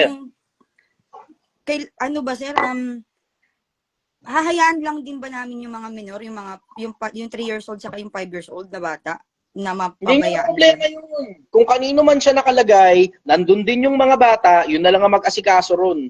Pero ang bottom line yan, kung sino yung magulang, kung sino yung nanganak, sila dapat yun. Kung trip nyo, kunin nyo yung mga bata, pero alam nyo rin, nabibigyan nyo lang ng access yung tao niya para perwisyuhin yung mga buhay ninyo. Sabi, yung 3 years old, yung 5 years old, puta, kasama sa ano yan eh. Kasama sa katarantaduhan yan eh. Hindi naman dapat nilabas yung mga bata na yan sa mundo eh. Bakit naglabas ng ganyang bata rito sa mundo, tapos tatay adik? 'Di ba? Bakit naman kasi yung nanay nagpakantot sa putang inang ganyang klase ng tao? 'Di ba? Hindi naman kailangan yung mga bata na yan dito sa mundo eh. Hindi kailangan yung mga bata na yan dito sa mundo. May mga tao lang talaga in general na nagsisipaglabas ng tao, tapos alsabahala na kung ano mangyari doon. Kung gusto niyo pagmalasakitan, bigyan niyo ng pagkain yung mga bata. Kukunin nyo yan, bibigyan nyo ng access ngayon yung si Raulo. O paano ngayon yung bata? Dali nyo sa DSWD. Dali nyo sa DSWD. Kaya nga tayo may gobyerno eh. Kaya nga tayo may DSWD. Kaya tayo may gobyerno, kaya tayo may DSWD. Kung gusto nyo kunin yung bata, edi kunin nyo. Bibigyan nyo nga lang ng access yung tao na yan para bubalik na naman sa inyo, perwisyuhin na naman yung mga buhay ninyo. Sabi mo, ang cold naman nun, ang sama naman ng ugali mo, anong gagawin? Kukunin mo ngayon yung mga bata. O tapos ngayon, pagka kinuha mo ngayon yung mga bata, kukunin din niya sa iyo pabalik, tapos gagamitin ngayon yung emotional attachment mo dun sa bata para manghingi na naman ng bagong pera sa inyo. Di ba? Di naman masyadong komplikado ang mundo eh. Ang gagawin lang yan, simple. Kung ano yung gagawin, hindi yan komplikado eh. Lalagay sa inyo yung mga bata. Pagkakuha nyo ngayon sa mga bata, may emotionally attached kayo sa mga bata. Kaya nagagawin niya ngayon, haharabasin niya kayo ng pera. Tapos pagkaharaba sa inyo ng pera, ayaw nyo magbigay ng pera, maaakma siyang kukunin yung mga bata. Pag kinuha ngayon yung mga bata, wala kang choice kundi magbigay ng pera doon. Ang putang ina, di ulit-ulit pa rin sa cycle ng pag-addict niya. Di naman ganun kakomplikado ang mundo. Di ganun kakomplikado ang mundo. Sa akin, DSWD na lang yan. Ganun ang approach ko. Kung iba approach ninyo at gusto nyo magpuso-puso dyan, puso-puso dyan, problema nyo na yan. Tapos pagdating sa dulo, pagsisihan nyo na lang, nakinuha nyo yung mga batang alam nyo hindi nyo naman anak. Kung sino nang anak dyan, problema nila yan. Kung sino magulang yan, problema nila yan. Ngayon, kung halimbawa, hindi di ba? Hindi naman masamang tao, okay lang natulungan. Okay lang natulungan. Ang inga, ano nga gagawin? Katulad nga niya, masamang tao, nag-a-addict. Di ba? Nakanino ba yung mga bata? Ano po, ngayon po nasa kapatid na lalaki ng nanganak na asawa, sir. Kaso may 5 anak na yun, Okay sir, na yun, tapos solve na dinagdagan niya pa ng 2. Hindi nyo na problema yun kasi ganyan talaga mangyayari dyan. Expect nyo na yan. Expect nyo na pag ang tao, kinukuhanan nyo ng obligasyon, inaalisan nyo sila ng obligasyon, gumagawa ng bagong obligasyon yan. Tapos sasaksak na naman sa'yo panibagong obligasyon. Expect nyo na yun. Expect nyo na yun. Sa akin, diretso, collateral damage na lang yan. Masama ugali sa masama ugali. Pero hindi ako para bumuhay ng mga tao nang alam kong siraulong klase ng tao, tapos gagamitin mo sa akin yung mga bata na yan para kunin ang loob ko, tapos susunod nun, papasok na ngayon sa bulsa ko yung pera mo. Papasok na ngayon sa bulsa ko yung kamay mo. So, yun. Alam mo, ganyan yan. Napapansin mo yan eh. Ako, kitang-kita ko yan. Ang dami ng kumonsulta sa akin ng mga ganyan na na may mga kamag-anak silang nag-a-addict, tapos pinapakisaksak sa kanila yung mga anak eh. Anong nangyayari? Sasaksak sa kanila yung anak, ma-attach sila doon, tapos magpapanggap ngayon na kukunin yung mga anak pag hindi nagbigay ng pera. Ano nangyayari? Blackmailing na ngayon. Kaya pala isasaksak sa yung mga bata para ma-attach ka doon. Tapos susunod nun, yung kamay ng addict papasok na ngayon sa bulsa mo, ninanakawan ka na, o hinihingan ka ng pera, wala sa hulog, extortion na ngayon ang labas. Extortion na ang labas. Hindi naman sa akin, diretso, hindi komplikado. Kung nakanino yung mga bata, pabayaan nyo lang dyan yung mga bata. Ano gagawin? Kasi 3 years old, 5 years old, ano naman? Obligasyon mo ba yun? Obligasyon mo ba yun? Diba? Di mo problema yan. Hindi dahil nag-abroad ka, obligasyon mo na kagad lahat ng mga tao sa paligid. Ano ka, superhero? Ang obligasyon mo, yung anak mo, yung magulang mo, pag tumanda na sila. Pero hindi mo obligasyon ng kapatid mo. Hindi mo obligasyon yung kapatid mo. A-advisean mo lang kung tatanggapin. Pero pag hindi tinatanggap, ano pa magagawa mo? Lahat ng pera, pinanga-addict lang. Nagdagdag pa ika, ano naman, pabayaan mo sila. Let them live their lives, live and let die. Simple, di ganun kakomplikado. Paano yung ganito, paano yung ganyan, paano yung ganyan, di pa rehab mo. Pero pag hindi gumagana rehab at ultimate talaga, wala na talagang gumagana sa kanya, tapon mo na. Ganun lang naman yun eh. May mga tao talaga, pantapon talaga. May mga tao, basura talaga ng lipunan. May mga tao talagang nandyan lang talaga para patayin kung maaari. Eh, ang problema kasi, wala kasing death penalty sa Pilipinas. Yan ang problema, walang death penalty sa Pilipinas. Ngayon, ano nangyayari? Nakakapamarali yung mga ganyang klase ng mga tao. Nakakapamarali. Eh bakit? Hindi nakikita yung sample eh. Sa akin, maigi nga talaga may death penalty eh. Para pag nakakita ng ganyan, may sample. Diba? Nag-a-addict ka, ba? O tapos nag-aanak ka ng marami, tapos nire-rape mo pa yung kung sino-sino, nang hold up ka, bla bla, etc. etc. Ang dami-dami mong katarantaduan na pinagagawa rito. Tapos alam mo naman, every time pumapasok ka ng kulungan, lalabas ka lang uli, gagawa ka na naman ulit ng katarantaduan, babalik na naman ng kulungan, tapos lalabas ka ulit, tapos mag-a-addict ka na naman, tapos paulit-ulit lang, paikot-ikot lang. Sa akin, patayin ka na lang sa harap ng publiko. Sa harap ng publiko. Tapos ipaunawa sa publiko, ano eksakto kaso mo? Para wag nilang gawin yung katulad ng parehas ng kaso mo at katulad ng parehas ng buhay mo. Nagkaroon ngayon ng halimbawa, yan ang pinakapakinabang ng mga siraulong walang pakinabang ng mga tao sa lipunan. Yung mga siraulo, walang pakinabang na tao sa lipunan, pinakamagagandang halimbawa na wag mong gayahin. Yan ang pinakapakinabang ng mga tao na yan. Wala kasing death penalty sa Pilipinas eh, pero nung unang panahon, sa panahon ng Israel, yung hindi sumusunod sa 10 utos, nilalapag yung 10 utos, yung mga hindi sumusunod sa mga kautusan ng Diyos, pinababato hanggang mamatay sa gitna ng bayan at ang buong bayan ay magsasabi siya nawa. Ganyan inaalis ang kasamaan sa gitna nila. Ganyan inaalis ang kasamaan sa gitna nila. Pag talagang siraulo ka, patayin ka sa gitna ng bayan. Wala kang pakinabang eh. Panggulo ka lang eh. Kokopyahin ka lang ng kung sino-sino sa paligid. Tapos ang worst niyan, makakuha ka pa ng bungangang kaparehas ko, utak na kaparehas ko, siraulo kang tao, tangina, nakakatakot yung siraulong taong sobrang talino. Nakakatakot yun. Hindi mo alam kung anong klaseng kagaguhan ang kayang gawin ng mga taong matatalino. Sa akin, death penalty talaga. Death penalty. Pakita sa gitna ng bayan na pinapatay ang mga siraulo. Death penalty. Diretsahan lang. Death penalty. Wala tayong ganun dito sa Pilipinas eh. Kaya ngayon, ano nangyayari? Paulit-ulit, parehas ng problema. Parehas ng problema. Paulit-ulit. Irresponsableng mga lalaki, nagsisikantot ng mga babaeng putang inang pakarat, tapos mag-aanak pa yung mga putang inang yan, ilalabas pa nila yung basuran lahi nila. Irresponsableng mga lalaki. Tapos nag-aanak ng mga babaeng bumubukaka naman sa harap ng mga putang inang responsableng lalaki na akala nila kaya nilang ayusin yung problema ng buong mundo. Yan ang isa sa mga problema ng mga babae. Akala nyo kaya nyo ayusin yung siraulong klase ng lalaki. Kukuha ka ng siraulong klase ng lalaki, magpapakantot ka, hindi mo pala kaya yung putang inang siraulo at hindi pala nagbabagong buhay yung siraulong yun. Nagkaanak ka ngayon sa kanya, ngayon nagpapanggap kang biktima. Ulul, pinili mo yan, tangina ka. Pinili mo yan. Ganon kasimple. Hindi ganun kakomplikado mundo.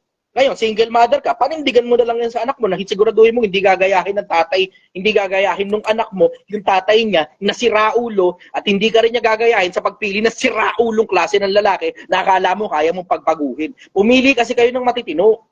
Pumili kayo ng matitino. Huwag kayong bubuka ka sa harap ng siraulong lalaki. Dediretso yung kita, aanakan ka lang yan, tapos tatakbuhan ka pagkatapos. Ganon. Hindi ganun kakomplikadong resolbahin ng ang problema ng Pilipinas. Ang problema kasi sa inyo rito, napakalalamya kasi ng mga politiko ninyo. Napakalalamya. Ang importante lang sa kanila, yung magpanggap sila na rainbows and butterflies ang putang inang problema ng Pilipinas.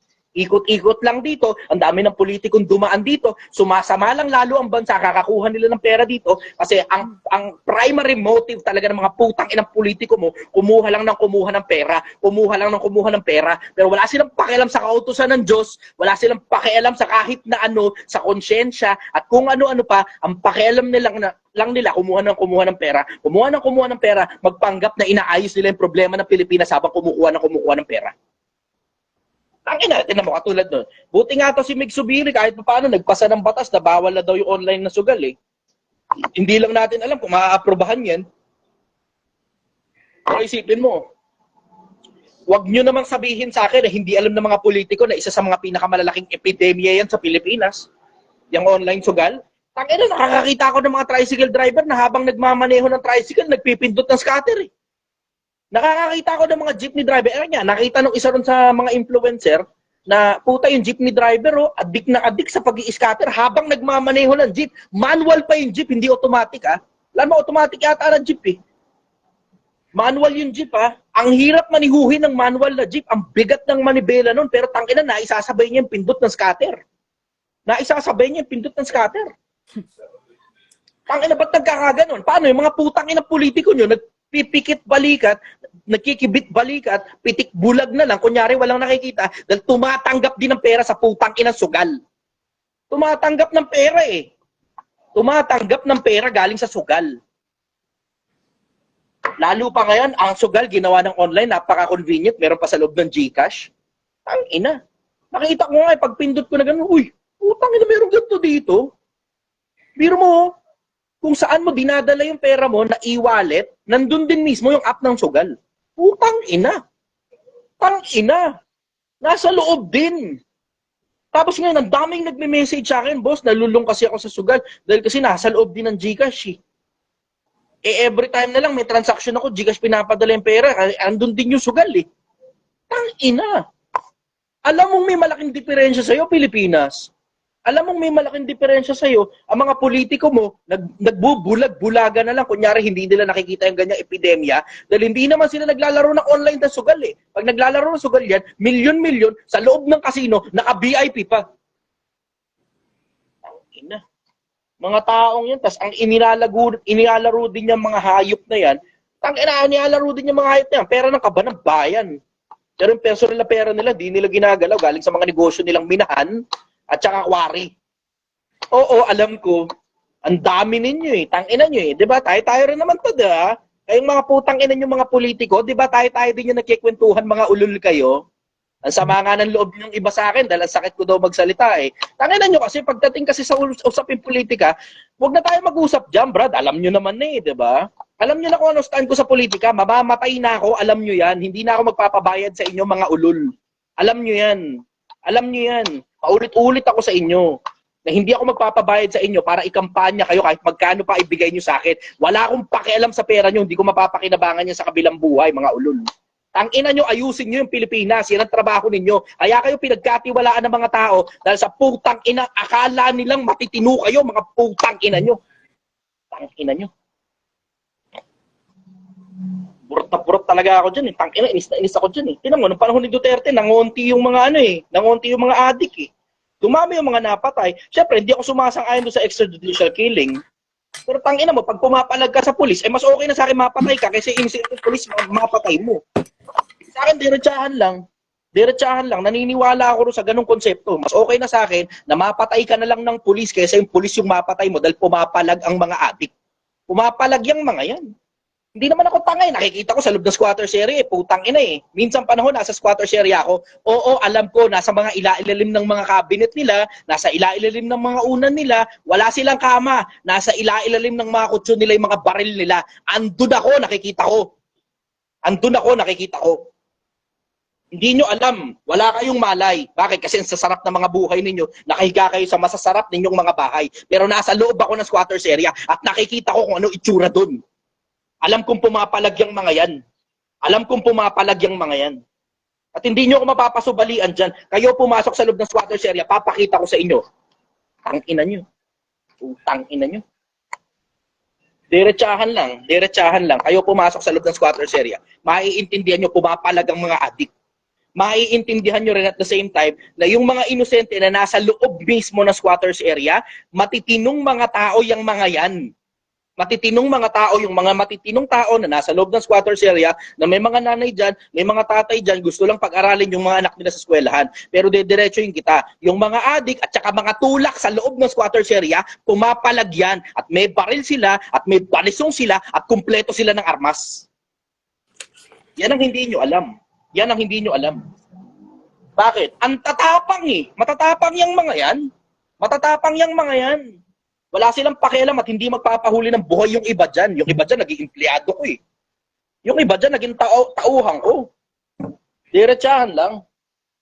Sa akin, diretso lang din eh, di ba? Kung gusto mo talagang maayos yung problema ng Pilipinas, kung gusto nyong maayos yung problema ng Pilipinas, yung mga putang ina, diretsahan lang din. Yung mga putang inang politiko ninyo ang may obligasyon na ayusin yung problema ng Pilipinas. Ito kasi ang problema, pinapabayaan lang nila yan kasi kumikita sila dyan.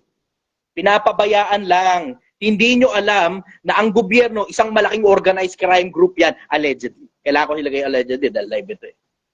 Di ba? Hindi nyo alam. Maraming grupo-grupo sa loob ng gobyerno na mga magkakasama yung kumikita galing sa drugs, galing sa smuggling, galing sa gambling, galing sa illegal quarry, galing sa illegal mining. Malalaking pera yan eh. Hindi pa natin pinag-uusapan dyan yung pag naupo na sila sa politika at pera ng kaban ng bayan yung kinukuha nila. Pag kami nag-uusap, alam ko kung saan galing pera ng mga putang ina eh. Sila rin naman nagkikwento eh. Sila rin nagkikwento kung saan galing yung mga pera nila. Oo, nakatikim din ako ng ganyan. Nakatikim din ako ng ganyan, kaya nga di ako interesado pumasok sa politika eh, di ba? Kaya hindi ako interesado pumasok sa politika kahit magkano i-offer mo sa akin. Hindi ako interesado na mag-promote ng politiko, hindi ako interesado mag-promote ng sugal, hindi mo ako kayang bayaran. Hindi mo ako kayang bayaran kahit magkano ibigay mo sa akin. Mamamatay na ako, marami na akong pera, hindi ko kailangan na itadagdag mo sa akin na galing sa marumi, putang ina ka. Yung mga iba, noong mga panahon ng eleksyon, puta, lalo noong panahon ng campaign period, bago pa yung campaign period, kinokontrata na ako. Milyon ang usapan, halos kulang 10 eh. Isang politiko lang yun ha, isa lang yun. Eh hindi naman ako interesado sa pera nyo, mga hunghang. Hindi nyo ako mababayaran, tangina. Kung yung mga ibang influencer, sanay na sanay kayong kumakamada ng pera galing sa inyo, ibahin nyo ko. Ibahin nyo ko. Hindi baling magdildil ng asin, hindi baling magtinda na lang ako ng sinigang habang buhay hanggang mamatay ako kung naghihirap man ako. Tungkol dyan sa kapatid mong adik, diretsahan, ako, tapon mo na lang yan.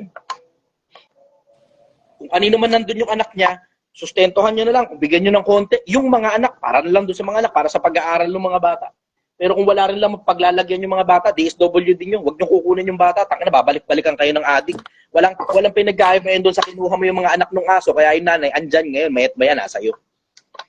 Diretsahan lang, asama lang loob nyo sa akin, mabigat ako magsalita.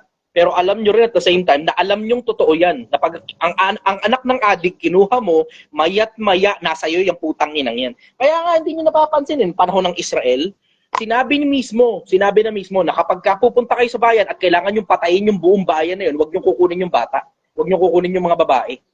Sino mang sumiping, magkakaproblema, papatayin din. Huwag pakikialaman yung mga anak, o pakikialaman yung asawa nila. Simple. Bakit nagkaganon? Kasi doon lang sa simpleng konsepto na kung halimbawa may sakit yung mga tao na yan, mahahawa ka rin sa sakit. Eh katulad doon, may mga ibang yung sa Kanaan nung nagkaroon sila ng excavation doon, nakita nila yung ibang mga sakit doon, venereal diseases eh. Kaya pala pinapapatay kasi ang venereal disease nakukuha ng bata. Eh kung yung bata pinalaki mo, sinipingan mo ngayon, edi meron ka na ngayong kuyumag. 'Di ba? Di ganun ka komplikado. Ang kasamaan inaalis sa gitna ng mga tao. Minsan, kailangan mo talagang patayin yung tao. At hindi naiintindihan ng ordinaryong tao yan. Ang nakakaintindi niyan, mayor pataas. Pag ang tao, balik-balik na lang, labas-pasok sa kulungan, tanong nyo sa mayor nyo.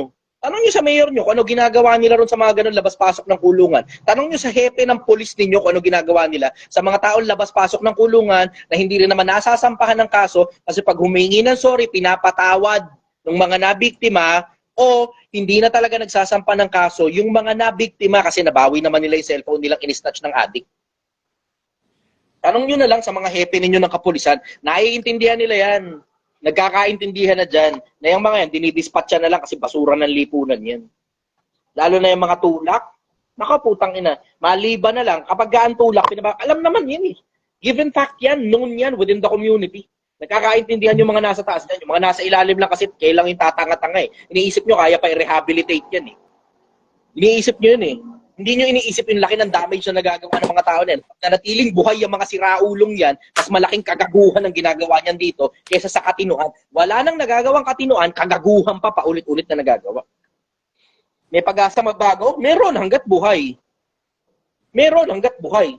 Ito problema mo. Paano kung tuyo na pala yung tao na parang walking zombie na consider ng Diyos na patay na pala yung tao na yun, wala kang malay. Yun yun. Hindi kasi nag-uusap ng ganyan sa lipunan eh. Puta, delusional tayo. Basta ikaw may buhay. Akala mo naman yung buhay rito. Sa Biblia nga, may nakasulat na gano'n sa Biblia eh. Yung mga tao, pinanganak na talagang hayop upang hulihin at supilin. May mga ganun. May mga ganun talaga. May mga tao talagang pinanganak talaga dito sa mundo, siraulo talaga. Kaya kita nyo, di ako nag-aanak. Hindi napansin, pera din naman ako eh. Kaya ko naman eh. Kaya ko mag-anak. Nasa akin ang mindset. Sa akin na skill set, may financial capability ako, pero di ako nag-aanak. Bakit? Siraulo lahi ko eh. Alam ko na yun, obligasyon ko yun na hindi ako mag-anak. Obligasyon ko yun sa lipunan. Na pag basurang tao ka, huwag kang mag-anak. Pagpakatino ka muna bago ka mag-anak. Pero alam mo, basurang tao ka, nag-aanak ka pa, putang ina ka, ikakalat mo lang yung pagkabasura ng lahi mo rito. Ikakalat mo lang yung pagkabasura ng lahi mo. Ilan kayang tao ang lilitaw na galing sa'yo na basurang klase ng tao? Kung ano ang puno, siya ang bunga. At ang bunga, hindi nahuhulog ng masyadong malayo sa puno. Bahala ka ngayon, kung gusto mo akong kontrahin, welcome ka. You are welcome to have your own opinion. Pero pagpasok mo sa squatters area at nakakilala ka ng mga totoong adik na pumapatay ng tao, na mamarel dahil lang adik na adik sila at gusto nilang mang-snatch, tapos pumapalag yung inisnatchan nila, tsaka tayo magkaintindihan kapag isa sa mga kamag-anak mo binaril ng adik. Diretsahan lang.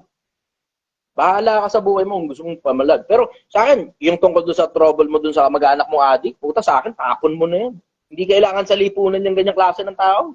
Tapon mo na yan. Kung gusto niya magbagong buhay, magtrabaho siya kahit saan. Pero hindi na kailangan hihingi pa ng tulong, hingi pa ng tulong. Anong tulong ibibigay mo? Pera. Alam mo naman, ipang-adik lang yung pera. Mag-a-apply ka ng trabaho. Gaano ba kahirap mag-apply ng trabaho? Kasi ako naaalala ko kasi, pupunta lang ako sa construction site. Boss, baka may trabaho dito kahit tagalo ng semento, malakas yung katawan ko, kaya ko to, kahit tagalo lang ng semento, kailangan ko lang talaga ng pangkain, boss eh.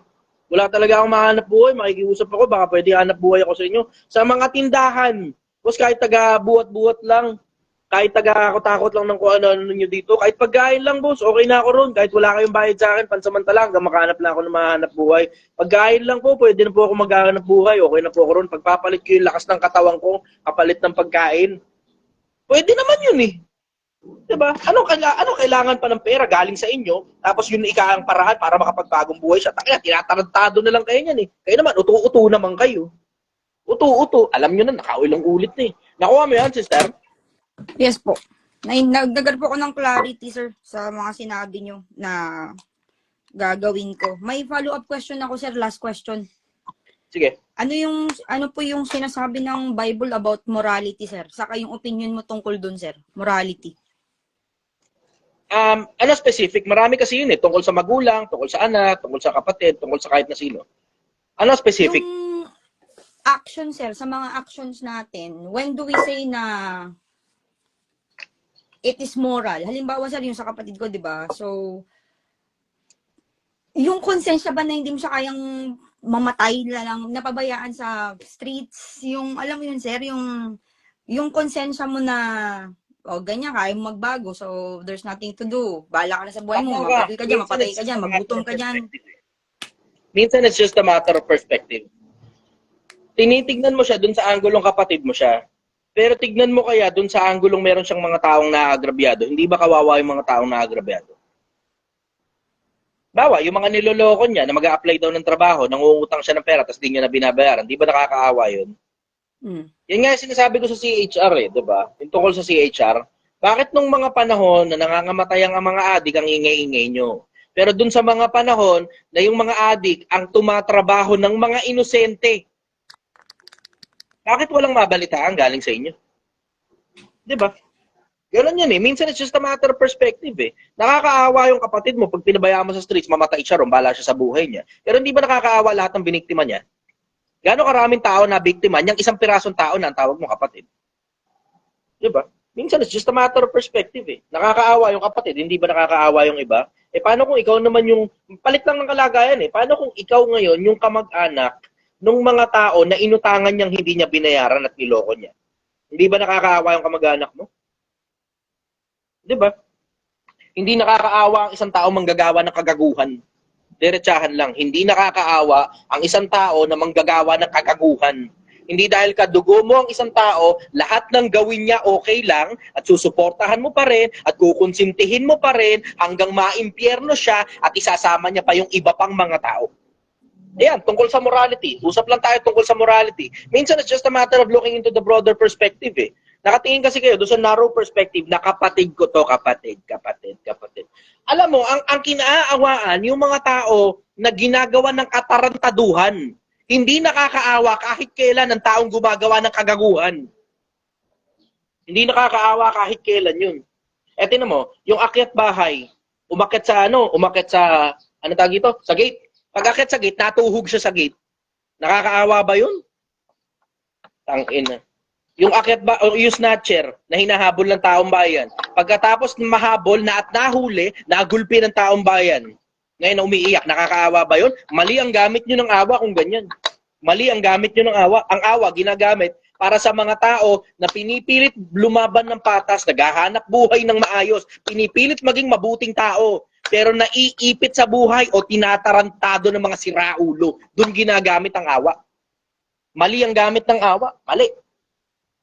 Kasi alam mo, yung awa, ginagamit ng demonyo yan para ano eh, para yung konsepto ng pangungunsinte dinadaan sa konsepto ng awa. Yun ang hindi nyo alam eh. Hindi nyo nararamdaman yung pakiramdam na kawawa kasi kamag-anak. Pero hindi nyo nararamdaman yung pakiramdam na kawawa pala yung na biktima, hindi itong kamag-anak ko. Kasi dyan dinadaan yan eh. Nakakaawa. Paano nakakaawa? Kasi baka mamatay sa kalsada. Bakit mamamatay sa kalsada? Kasi adik na adik. Hindi na kumakain. Ang gusto, pansyabu na lang lahat ng pera niya. Ano nakakaawa ron? Ano naman ang masama kung mamatay sa kalsada? Nakakabuti pa nga sa lipunan pag namatay sa kalsada yan. Sasabihin mo, kung yung mga kamag-anak mo, ganyan, okay lang sa akin. Okay lang sa akin. Bakit? Putang ina, anong gagawin mo? Hindi maparehab. Bakit? Either ayaw niya o hindi gumagana sa kanya rehab. Paglabas, balik na naman. Papakulong mo, paglabas, ulit na naman. Gugulpihin, maya-maya konti, pag okay na yung katawan ka, at katawan niya, balik na naman sa ganyan. Ano ngayon ang gagawin? Ano gagawin? Papabayaan mo lang ng bibiktima ng kapwa-tao? Alam mo, there's a fine line between awa at tsaka pangungunsinte, sister. There is a fine line between awa at tsaka pangungunsinte. Ngayon, kayo naman, nandun na kayo sa level na paulit-ulit na kayong tinatarantado ng parehas na tao na ang tawag nyo kamag-anak, ang tawag nyo kapatid. Therefore, pag tinulungan mo pa yung ganyang klase ng tao, ang tawag na dyan, hindi na awa, ang tawag na dyan, pangungunsinte. Magkaiba yun. Kuha mo?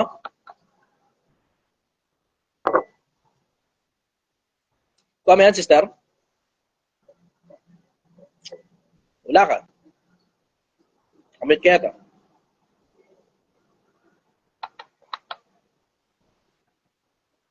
Ay, sarap. Hello? Andiyan ka pa?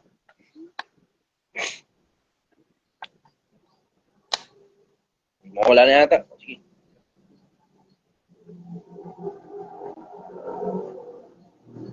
Hello? Wala. Anin ko na. Ay, sarap. Sarap ng topic. Ang sama ng pakiramdam ko. Ay, naku. Okay. Anyways, magandang umaga sa Pilipinas. Gusto ko na munang i-end doon. Pilipinas, matuto kayo doon sa konsepto na there's a fine line between awa at saka pangungunsinte. Pag ang kamag-anak mo, katarantaduhan na ginagawa, tapos humihingi pa ng tulong sa'yo para lalo nilang maisagawa yung katarantaduhan, hindi na awa ang tawag dyan. Ang tawag dyan, pangungunsinte pag tinulungan mo pa yan. Pag yung mga masasamang tao, tinutulungan mo para lalong gumawa ng kagaguhan at kasamaan, ultimately, ang Diyos na magagalit sa'yo dyan. Mali ang gamit mo ng emosyon. Alam mo, Pilipinas, ang emosyon sinasamahan ng lohika. Ang emosyon sinasamahan ng isip. Mauna munang mag-isip kung ano magiging resulta bago nyo gawin na isang bagay. At hindi naman ganun kakomplikado. Hindi ganun kakomplikado. Unahin mo muna, ano ba magiging resulta nitong pagtulong ko? Ito bang pagtulong ko, makakatulong ba? O baka marami na siyang nahinga ng tulong in the past, nilalaan niya lang sa kapritsyo niya lahat ng pera, itong itutulong ko na idadagdag ko lang sa kanya na pera ko, gagamitin niya lang din sa parehas na kaadikan na ginagawa niya. Whether it be sugal, inom, babae, yosi, anak, asawa, o kahit ano pa yung kaadikan niya. Kahit ano pa yung kaadikan niya. Hindi natin ba kumakit? Wala na.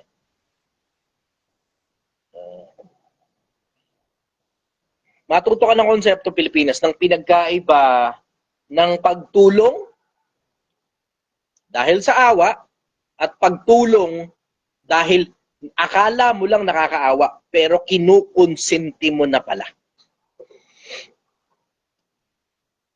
Yun ang umaga sa Pilipinas. Mahal na mahal kita.